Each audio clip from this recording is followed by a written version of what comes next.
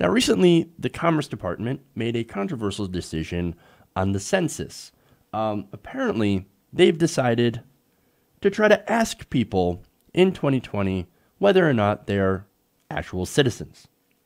Now, the decision comes after the Department of Justice requested back in December that the 2020 census include the question to better enforce the Voting Rights Act. So that is their excuse. That is why they're going, what they're going to, and saying, oh, we have to include this question, which, by the way, has been included in every census since like the 1950s. It turns out that is not exactly true. Now, I said this was controversial, so let's get to that part first.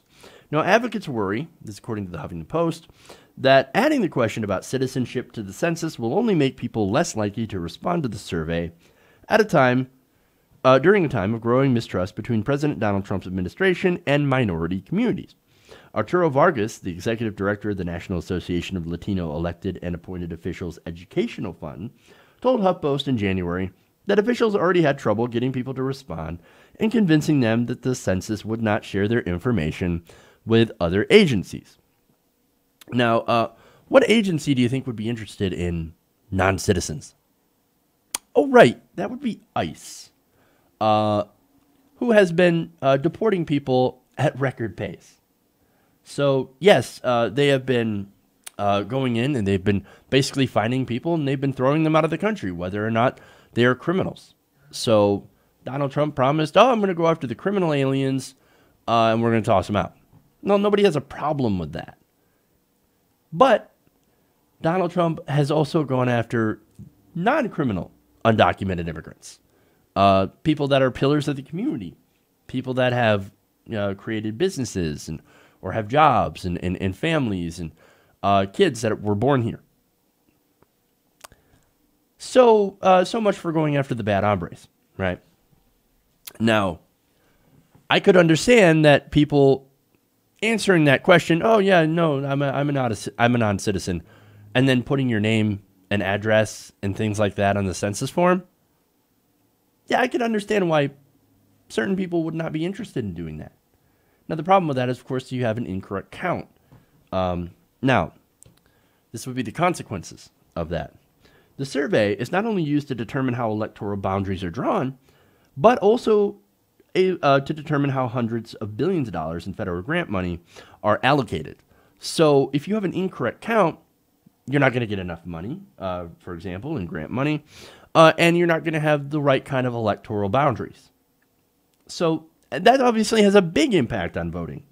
And look, these communities that are opting out, there are a lot of people that are saying this might give Republicans an advantage in 2020. So that kind of reminds me of the Republican policy when it comes to elections. If you can't beat them, cheat them. Because, look, they know that come 2020, there's going to be more immigrants. And, look, these are legal immigrants, by the way. And there's going to be a lot more people voting that are going to probably vote likely for Democrats. They're facing a bit of a crisis as America gets more diverse. I don't like that. So again, if we can't beat them, we cheat them. We change representation in Congress, and we make sure that we gerrymander our districts in a way that Republicans have a majority. And they've already did that in 2010, where they gerrymandered the hell out of the House. So it takes a lot more Democratic votes to be able to elect a majority of Democrats in the House. So again, they want to keep that advantage. Now, of course, the White House is going to respond to this and say, oh, no. See, this is not political. In fact, we've always had this question. In fact, here's Sarah Huckabee Sanders on this. Let's take a look. This is a question that's been included in every census since 1965, with the exception of 2010 when it was removed. We've contained this question that's provided data that's necessary for the Department of Justice to protect voters and specifically to help us better comply with the Voting Rights Act, which is something that is important and a part of this process. And again, this is something that has been part of the census for decades and something that the Department of Commerce felt strongly needed to be included again. Oh, see, it had been part of the census since 1965. So what's the deal? I mean, look, we just included it to protect people under the Voting Rights Act, and it was the Obama administration in 2010 that tried to get rid of it. Really? Well, let's just fact check that. According to that post, the official U.S. Census has not included a question about the census taker's citizenship status since 1950. Versions of the question have persisted on other census surveys, like the American Community Survey, but the U.S. Census itself has not included it for 70 years. Oops. Sad. Now, look, aside from the obvious issues here, right, present towards minority communities, this decision might actually hurt Republicans as well. Now, how could it do that? Well, it could end up undercounting people living there. That means that they could also lose seats. They could lose representation. HuffPost explains, because most undocumented immigrants in the U.S. reside in large metropolitan areas, populous states like New York, California, Texas, and Florida may face the greatest repercussions from a citizenship question, potentially costing them electoral college votes in presidential elections. Now, a lot of Republicans are probably thinking, yeah, we might lose some seats in Texas, but Democrats will probably lose seats in California. That means we disempower bigger cities with larger populations, and we empower more rural Midwestern voters. That obviously, to me, would seem like the plan. Would seem like exactly what they're doing. Now, here's the thing. HuffPost continues. Texas, a Republican stronghold, stands to gain 3 or 4 congressional districts as it is now, right? This is without the 2020 census. So these states are growing very, very fast.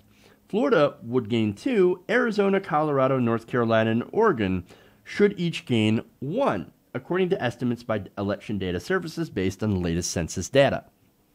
Now, a count that excludes non-citizens, however, could reverse those gains.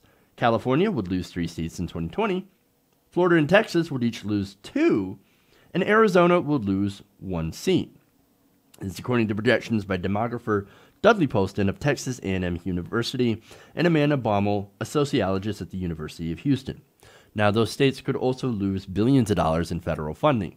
That would include, as I said, Florida and Texas. Now, Texas would actually be the hardest hit, not California. The state has 3 metro areas with largest populations of people living in the country illegally. These cities are Houston, Dallas-Fort Worth, and Austin. Now, so again, Texas would lose representation. It would lose billions of dollars, as would so many other states. So this would actually end up adversely affecting one of the biggest Republican strongholds in the country. And yet they continue to do it. Why? Look, I think this has more to do with ideology than anything. Oh, look at us sticking it to the immigrants. Sticking it to them illegals. Well, why? They don't have any political power anyway. They can't vote, and they can't actually collect any sort of welfare benefits, despite the fact that they actually pay taxes into the system. So, yeah, you're really sticking it to them when you're having an inaccurate account of the people living in your state. Because it's not like if you don't count them that they're not living there. They are living there. And so, yes, you should accurately count them, even if they're, as I said, not legal immigrants with legal status. They're still people. They're still actually living there. And you're going to shoot yourself in the foot. You're going to lose representation in Congress. You're going to lose electoral college votes.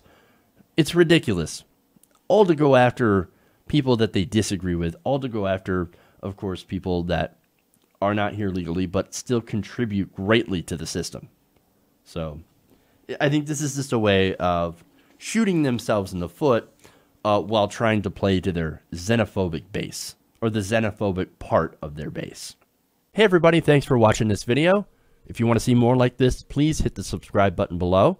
And if you want to support truly independent progressive media, please consider becoming a patron at patreon.com/TYTNation.